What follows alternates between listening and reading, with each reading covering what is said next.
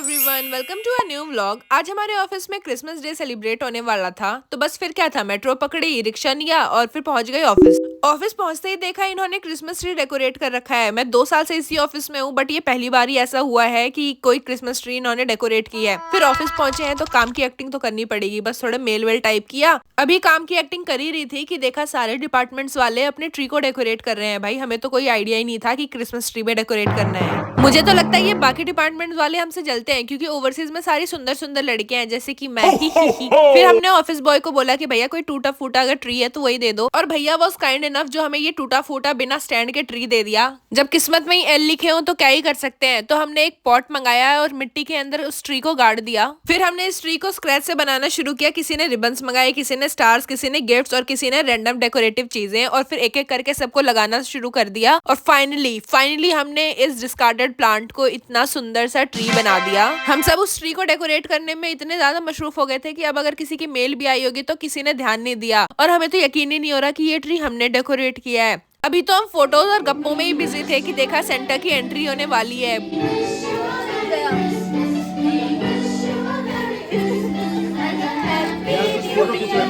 कुछ फोटो खींच लेता काम में।